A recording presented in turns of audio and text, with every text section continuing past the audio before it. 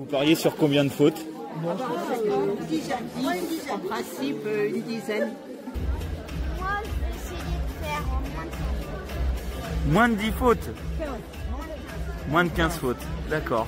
On Ok. fait pas du tout à quoi ressemble la dictée, donc Et vous pariez sur combien? sur moins de 10. La main, celle que vous voulez pour le coup. Voilà, la gauche. C'est là, est-ce que c'est mieux, comme ça.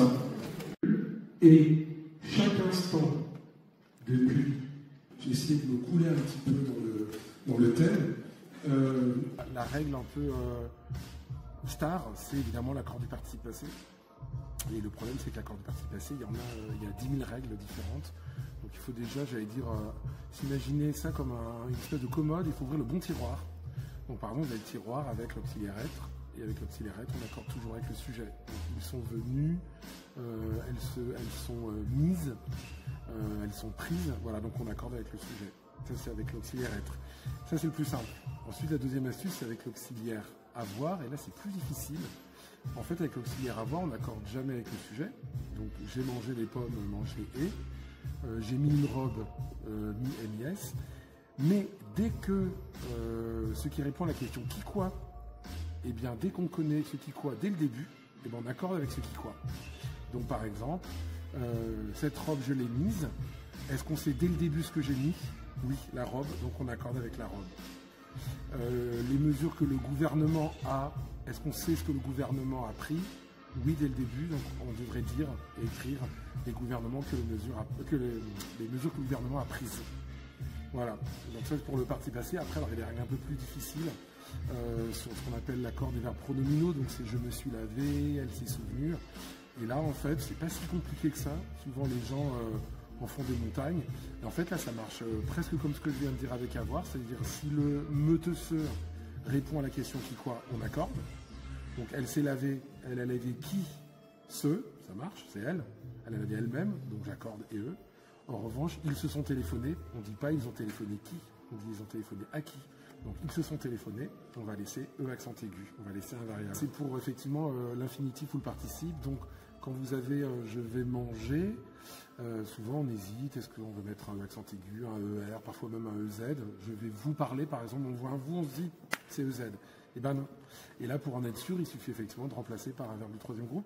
Donc, je vais vous prendre, je vais vous vendre. On entend bien que c'est de l'infinitif, donc je vais vous parler, ce sera ER. Du vôtre, mais voilà, là aussi, chacun son... Donc, en général, c'est vrai que la dictée est assez difficile pour que personne ne fasse un sans faute. Il y a toujours une petite erreur. J'aime bien aussi glisser ce qu'on appelle des pièges de sens, c'est-à-dire des pièges qui jouent sur l'homonymie. Donc un mot à la place d'un autre, et puis le contexte, voilà, selon le contexte, c'est tel mot et pas tel autre qu'il faut écrire.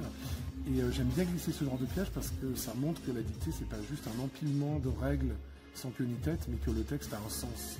Et donc si le texte a un sens, il y a certains moments, il faut écrire un mot de telle façon et pas d'une autre. 20 points. 32 fautes? C'est si difficile que ça? Bah, il y en a qui c'est un peu d'une attention. Ouais. Et oui, c'est un peu difficile. Quand j'avais 10 ans, pour le français, Alors, combien de fautes? 9,5. 9,5 seulement? Paris gagné alors? 7? Et combien? 7 aussi? 27. 27 fautes? C'est si dur que ça? Oui, c'est difficile. Oui. C'est quoi qui a été le plus difficile? Bah, c'est la compréhension du texte. Puis des mots qu'on connaît, puis des mots qu'on ne connaît pas en fait, parce que c'est du temps de voyonnage, etc. Donc c'est compliqué. Combien de fautes? 15. Seulement? Pour une première, je trouve qu'on s'en est pas quand même tiré. Et combien? 15. Plein de choses. Vous voyez, j'ai noté, je vais reprendre, on va reprendre avec les dictées, je pense, parce qu'il y a eu des... J'ai appris un mot, 10 syllabes, je ne sais pas si vous connaissez, 10 syllabes. On va essayer de le replacer, ça. Et après, c'est les pièges, parce qu'avec ces jeux de mots, ça fait quand même des pièges à loup. Vous avez entendu ce nom? Piège à loup. Voilà. Non mais c'était chouette. On va passer un bon moment. Acti.fr